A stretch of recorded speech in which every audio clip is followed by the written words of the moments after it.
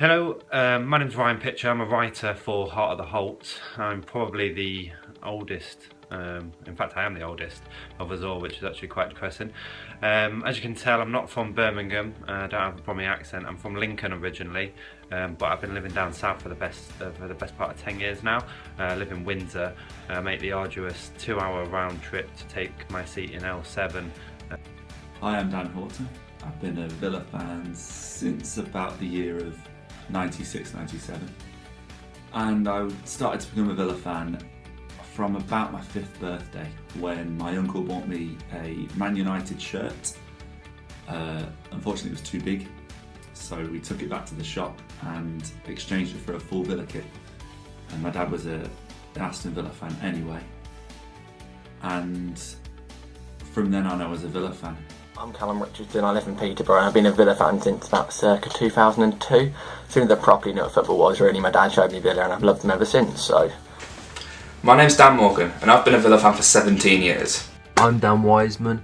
I've been a fan at the Villa ever since I was able to go down there with my dad. Hi, my name's Chris. I'm a writer for Heart of The Holte and I've been a Villa fan for close to 17 years now.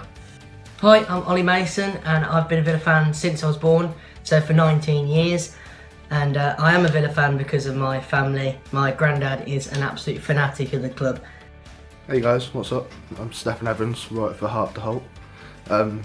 I've been a Villa fan forever. Like, I remember going to my godfather's as a kid and he'd have me singing Villa songs. That's really the main reason.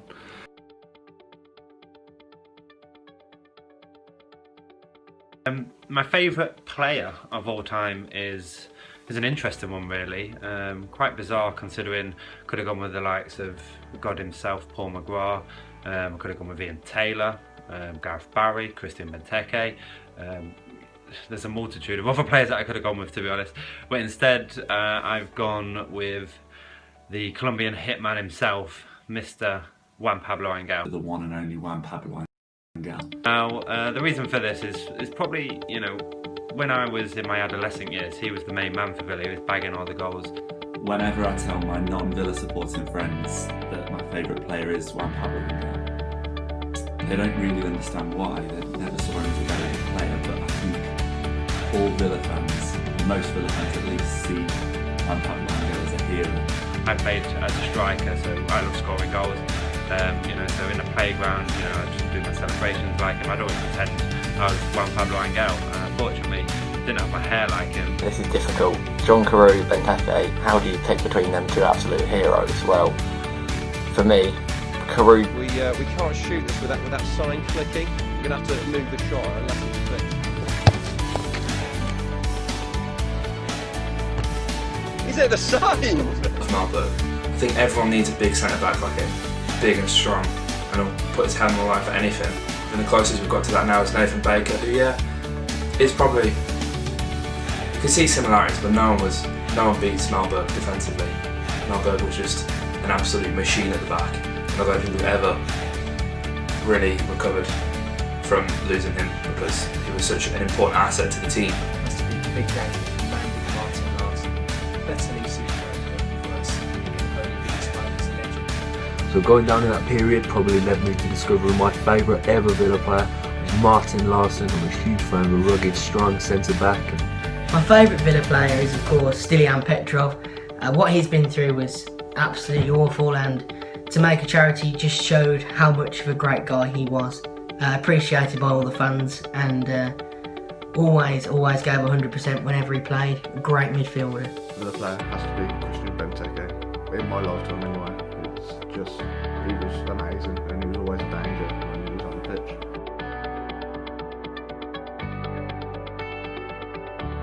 It has to be Johnny Codger.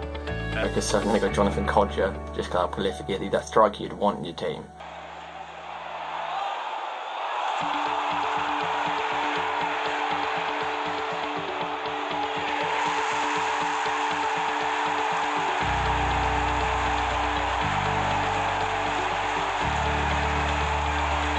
It's a tough one, but I think it has to be James Chester. I just think he's a brilliant defender. He's not the tallest, to be fair. He's I think under 6 foot, but I don't think that really matters. He's he's able to defend expertly, he's quality on the ball to be fair, and he's formed such a good partnership with Nathan Baker. He's currently our captain and I think he's doing a really, really good job. So yeah, James Chester has to be my favourite. It's James Chester. I don't think there's a player on the pitch that gives more effort than what he does every single game.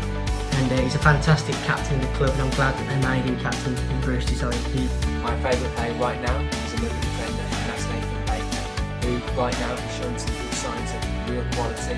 But if you can get on Larson's level,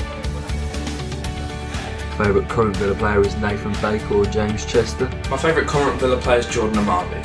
His electrifying pace and balls in the box are brilliant, and he's the best fullback we've had down Villa Park for years now. Favourite current Villa player has to be Jack Grealish, without a doubt. His grace and elegance on the ball is amazing, and he's a Villa, so what's there not to love about him?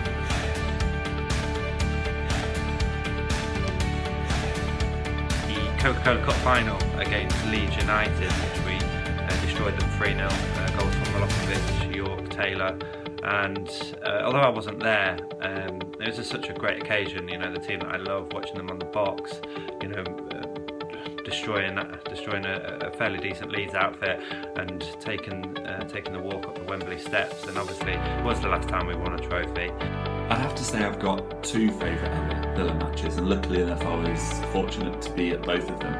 Having had a season ticket and still got a season ticket now.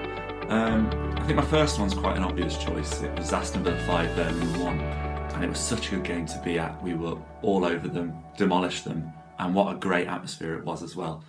My second one has to be, and it's quite an odd choice because we didn't even win the game, but it has to be a 2-2 draw with Arsenal. Now, we were all over Arsenal at the start, but they went 2-0 ahead, and then to bring it back to 2-2, especially in the last minute with a thunderbolt from Zach Mann, was fantastic. So those are my two favourite Villa games. It's got to be Liverpool in the FA Cup semi-final. FA Cup semi-final versus Liverpool. Just the 2-1 win. With Benteke and Delph scoring the goals, two very good goals, and Jack Grealish absolutely playing out of his skin that game. 1 goal down, come back, Grealish, Benteke, Delph playing absolute socks off, Sherwood celebrations, fans going wild. It was just a perfect day really, perfect result, perfect performance. my favourite match of all time has to be way back in 2007 when Chelsea visited Villa Park. We beat them 2-0 thanks to goals from Zach Knight and Gabby Agbonlahor. And if you have read my blog, you'll know that I'm not the biggest fan of Gabby, but on this day it was pretty spectacular. Aston Villa versus West Brom at home. I went with my best mate Cal, and we watched a really entertaining game. Lots of goals, and it was the game where Christian Benteke scored early on in the second half to make it 4-3. And I just remember walking out the ground and the chants still kept going, and that was a big memory for me and my mate. Favourite ever game probably have to be Everton 2, Aston Villa 3. The last minute goal with Ashley Young. That was it was heart stopping, wasn't it? Yeah. Lescott scored as well in that game. It's pretty ironic, but that's another story for another time. My favourite ever game at the Villa, I was lucky enough to be at the FA Cup quarter final between us and the Baggies. I was in the Holte end for that absolutely incredible atmosphere.